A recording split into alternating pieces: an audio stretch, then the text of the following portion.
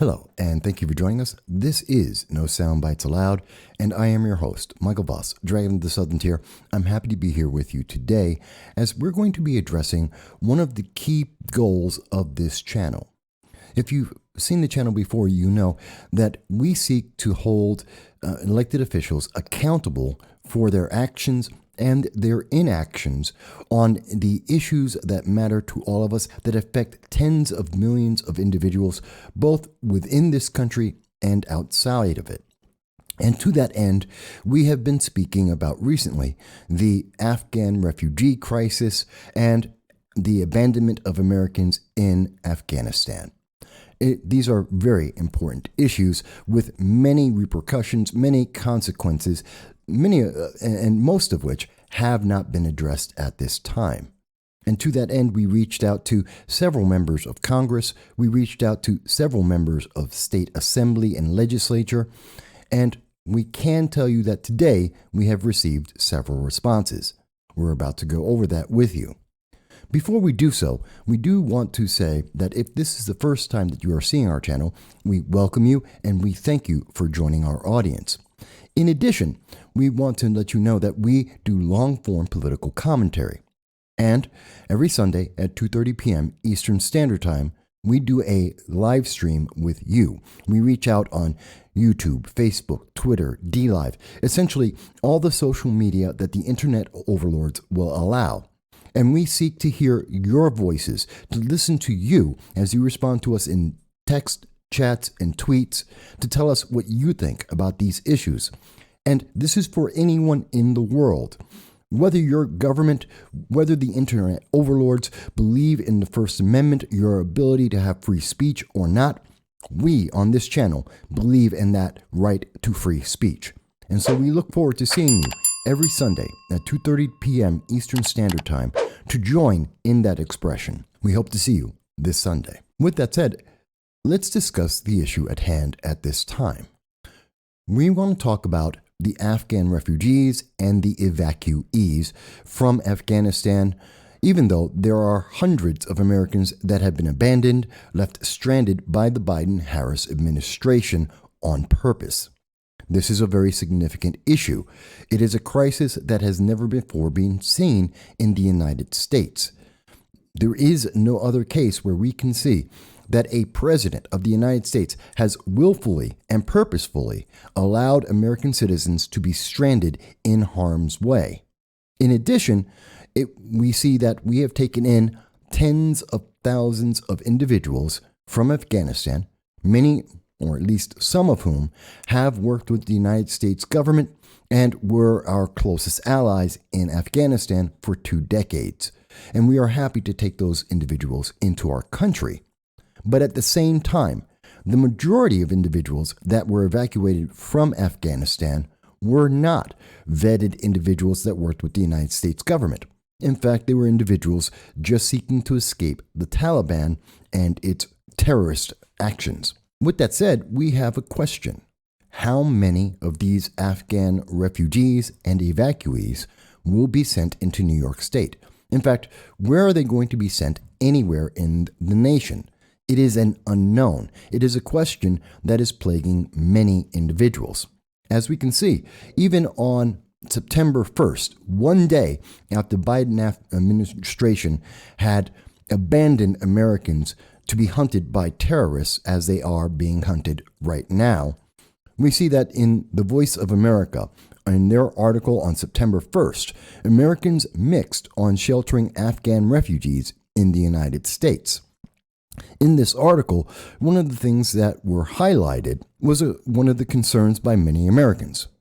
And they say, quote, "We have veterans living on sidewalks. We have homeless areas where even children are living in tents.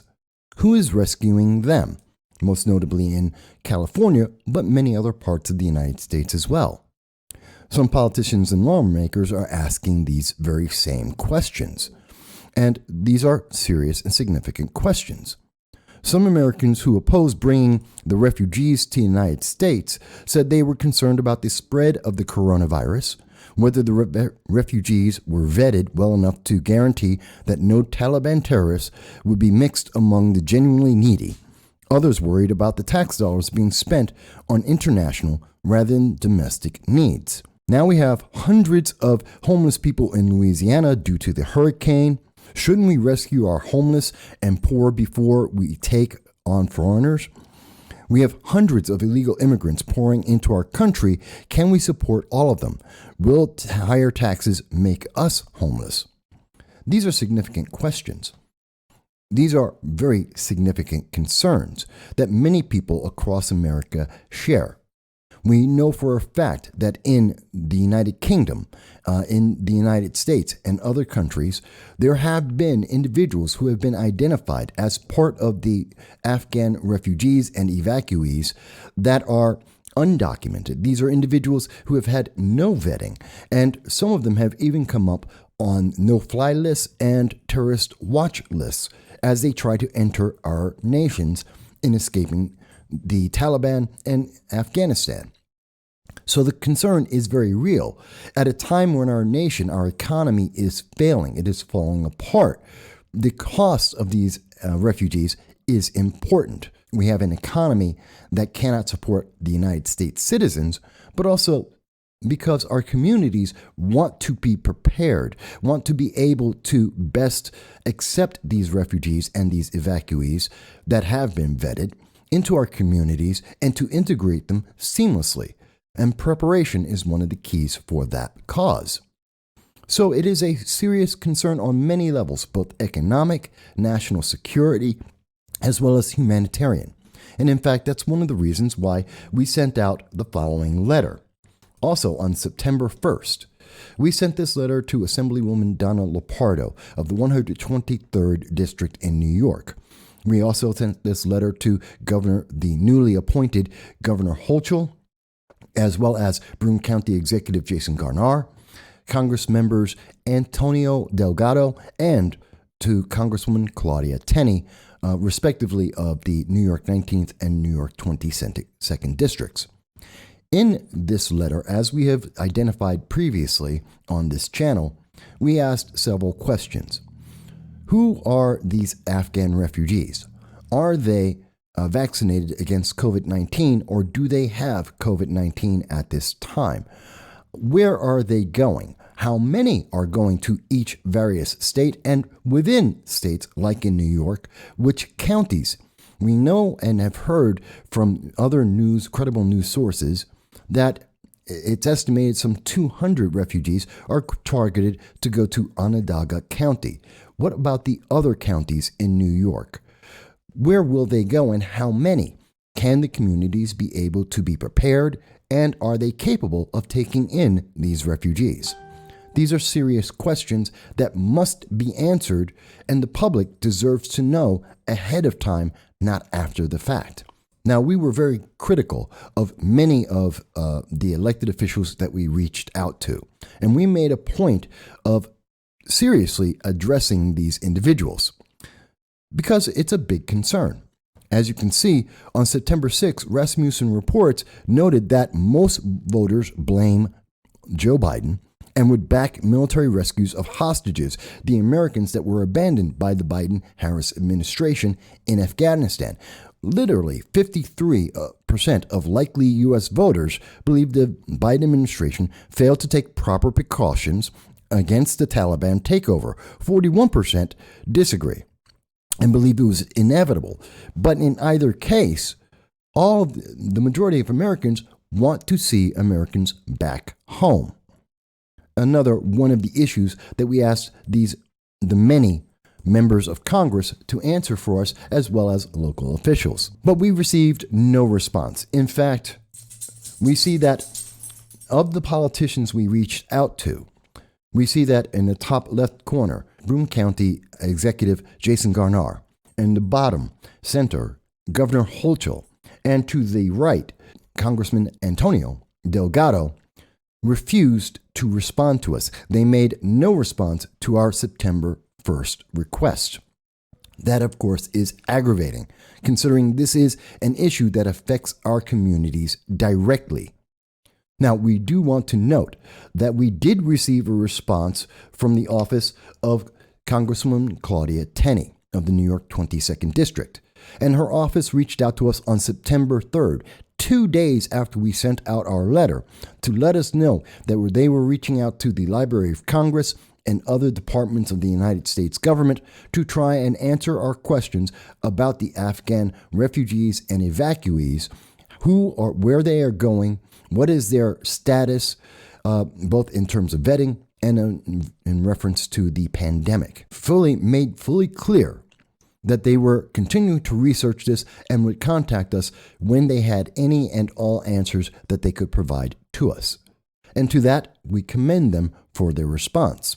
At the same time, we denounce Broome County Executive Jason Garnar and Governor Hochul and Congressman Antonio Delgado for their lack of response on this critical issue affecting constituents, the people of New York State, and the United States in general. But Congresswoman Claudia Tenney was not the only one to reach out to us, because we did receive a response from Representative Antonio Delgado. In fact, Representative Antonio Delgado took the opportunity on September 7th to reach out to us to send us a puff piece, to push his agenda to get reelected. He held an event talking about veterans, or he was planning to hold an event talking about upstate veterans. In the New York 19th District, there are 40,000 United States veterans.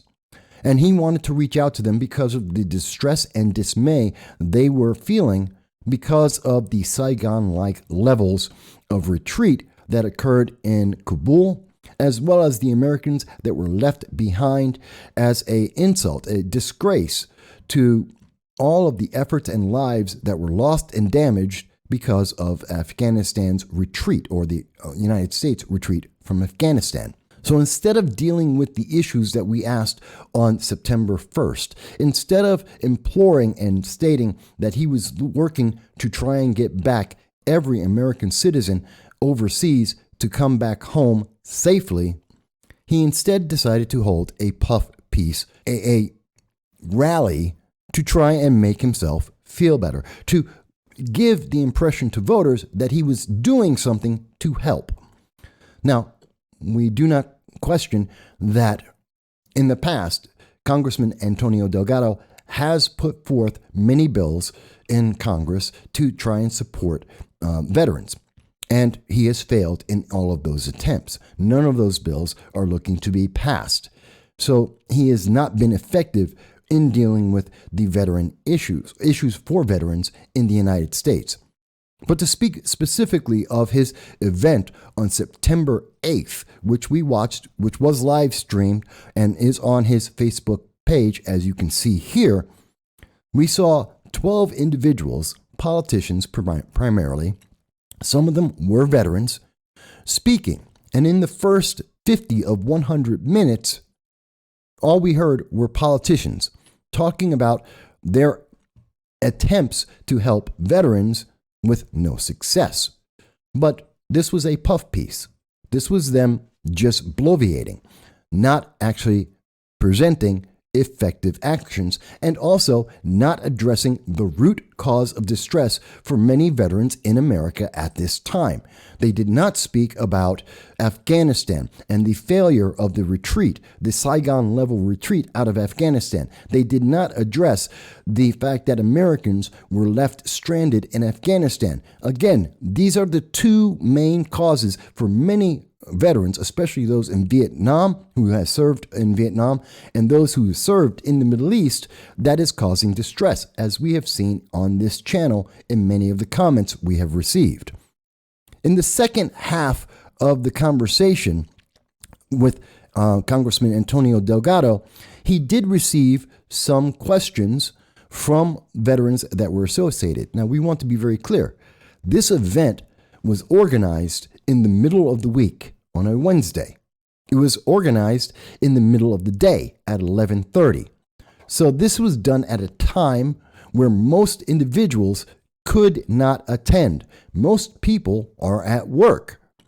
So this minimized maximally the number of people who could actually appear and what they could say. In fact, this was so small that, and this is an image, again, from Congressman Antonio Delgado's page, showing that there were, in fact, 6 people present. 6. 1, 2, 3, 4, 5, 6 individuals that were able to attend this event. That is a failure. In addition to those 6 people, we believe 1 is a member of the press, 2 were mothers of veterans, and we assume the remaining 3 were veterans themselves. This is an abysmal failure to be able to address the needs of veterans in the New York 19th District. And again, we want to mention there were 6 out of 40,000 veterans in the New York 19th District. In fact, we called that out on Facebook very directly, noting how abysmal this was and the fact that it was merely a puff piece to try and promote the re-election efforts of Congressman Antonio Delgado in the New York 19th District for the 2022 midterm elections. That is our opinion.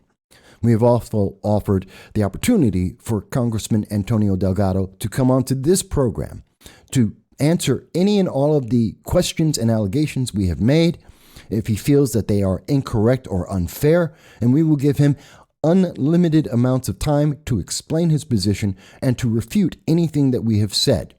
As of this moment, we have not heard a single word from Representative Delgado or any of his members of staff. He has also still not answered any of our questions. We have received an answer from the office of Congresswoman Claudia Tenney, and we did receive a follow-up response yesterday, September 8th. In addition, on September 8th, we also received a response directly from Assemblywoman Donna Lupardo. We wish to take a moment to commend and thank both Assemblywoman Donna Lupardo and Congresswoman Claudia Tenney for their actions in responding to the questions of constituents and to make them aware as best as possible about issues that are affecting them directly. And we hope that across this nation, other individuals in other states and communities are receiving answers from their elected officials on this significant question. This was the response from Assemblywoman Donna Lupardo, who responded directly to us, not her office, but she herself. And she mentioned that there is a commitment to resettle 1,320 of the 60,000 refugees and evacuees from Afghanistan in New York State, although there is no indication of where these individuals will be going. Now, Assemblywoman Lupardo did mention that New York State has the capability to resettle up to 5,000 individuals in total in the course of any given year. And she referred us to an article from Governor Hochul. This is from Governor Hochul on August 25th, which was 6 days before the abandoning of hundreds of American citizens in Kabul and Afghanistan by the Biden-Harris administration. And since that time, there has been no further update. Again, we reached out to Governor Kathy Hochul and asked her about those same 6 questions. She has yet to respond publicly to us or to any other organization. And we see that in this response, it was stated that New York State Refugee Services is prepared to resettle new arrivals in the system as they transition to life in New York. Between October of 2020 and July 2021, there have been 458 refugees resettled throughout the state, including 140 Afghans and an additional 83 individuals that were working with the United States. These are fully vetted Afghan citizens that have now been allowed to enter the United States. And then she goes on to state in her August 25th message that New York is committed to resettling 1,320 refugees and fully vetted Afghan evacuees that have worked with the United States government. While that is exceptional to hear, and we do thank Assemblywoman Donna Lupardo for pointing out this information that is well dated and not further updated by the governor, it does not answer the questions that we received. We still do not know how many in total are going to be coming to New York State. Is it going to be more than 1,320, considering that we took in 62,000 Afghan refugees after the announcement by Governor Hochul? We do not know that which counties these individuals are going to. What is the distribution? How many will go to New York City? How many will go to upstate? Will the cost of taking in these refugees be a burden on the local communities, on the state government, or is that covered by the federal government? Are the communities prepared? Since we do not know where they will go, how do we have our communities prepared to take them in? These are serious and significant questions, and we do not blame Assemblywoman Donna Lupardo for not having the answers that Governor Hochul is refusing to provide, that the federal government under the Biden-Harris administration is failing to provide. We also want to note we received a response from Congresswoman Claudia Tenney's office, and that response was directly from the Library of Congress. And we received this again on September 8th. And in that, we received the following information. Essentially, it was a restating of exactly what we have received from Governor Hochul, which is the number of refugees that were sent that have been received by the United States. And in particular, in New York State, the total number of Afghans a full month before the retreat. In fact, before Afghanistan fell to the Taliban, which was on August 15th, something that was guaranteed by Joe Biden to the American people to not occur. In fact, it did. And at that time, as of July 31st, 57 Afghans were resettled into the United States out of 427 individuals, according to the Library of Congress and the United States Department of Population, Refugees, and Migration. That is an incredibly low number. We were also given further information from the Library of Congress via Congresswoman Claudia Tenney's office on the number of vetted individuals who work directly with the United States government from Afghanistan. And in total, there were a grand total of 4,569 individuals from all nations. Just those in Afghanistan that came to New York State, there were 108. So in total, rounding up, less than 600 individuals have come to New York State to be dispersed in various communities, which is a far cry from the tens of thousands that exist right now, many of them in Fort Hood. And according to information from news sources that we have received, it is estimated that some 2,000 have been targeted for New York State, in excess of the numbers that were given to Assemblywoman Donna Lupardo and what Governor Hochul has stated publicly. This is an issue that will affect many people. As you can see, even Representative Katko, another member of Congress, who is calling out the border crisis that has been compounded significantly because of the failure in Afghanistan.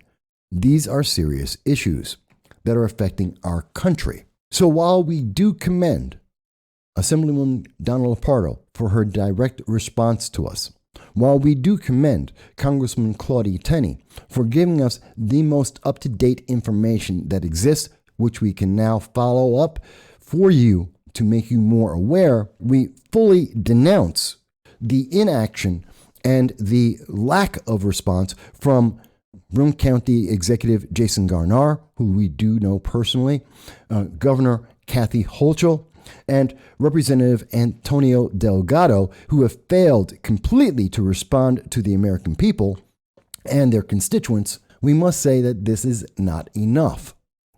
We do need to have better answers and more clarity. How are our communities supposed to accept and integrate the Afghan refugees and those who worked, the interpreters and their families that have worked with American citizens for 2 decades, if we don't know that they're coming? If we're not prepared for them to be here in large numbers, if we have no understanding of the cost that will be involved in this so that we can properly prepare, especially as our economy, both as a nation and as a state, is failing and not able to keep up? These are important questions.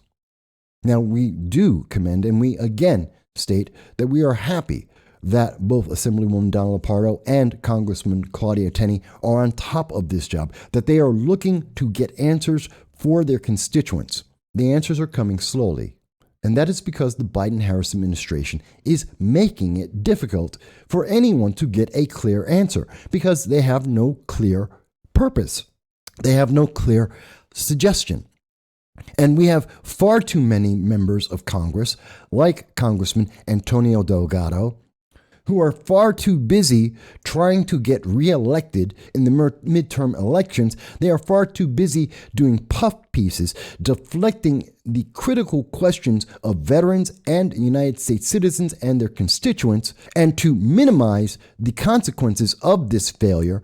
They are far too busy with that rather than actually addressing the problem and creating a solution. This channel will always call that out.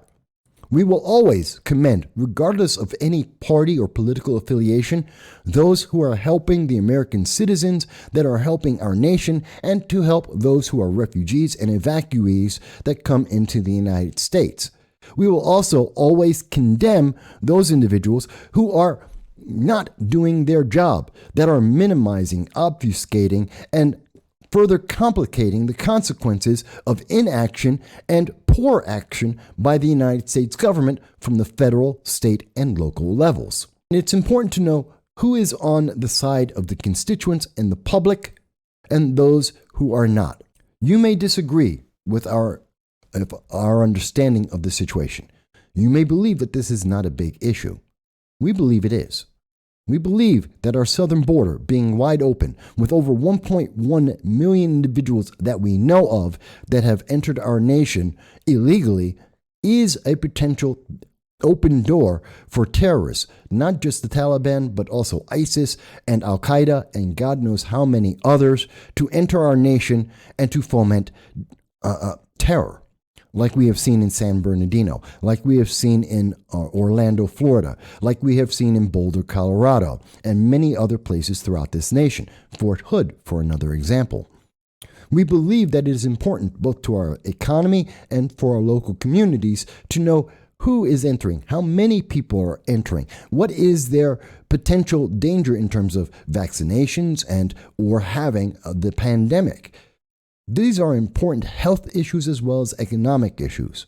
And we will stay on top of our elected officials to get further updates to answer these important questions and to resolve this issue, and most importantly, to get our American citizens who have been stranded by the Biden and Harris administration in Afghanistan against their will, who wish to come home, to get them home safely and alive. This is a preeminent issue for the United States. It is the purpose that government exists, to protect citizens, get our people home, and to take care of our veterans who are suffering now emotionally and physically because of the failures of governments previous and the current administration in the Oval Office, who have orchestrated the worst failure of the United States government in international relations, with consequences that are continuing to ripple across the world, negatively impacting not only our allies in NATO, but other nations like Taiwan that rely on the United States for their independence. But perhaps you think we have been unfair, that we have too harshly criticized those who have failed the public, and we have lauded too much those who are attempting to do their jobs. We look forward to seeing your comments about that and to see what you think about this. We also ask you to join us every Sunday at 2:30 p.m. Eastern Standard Time to give us your thoughts on this and other issues that affect all of us and those around the world. Until that time, and until our next video, we thank you and we hope that you will be well.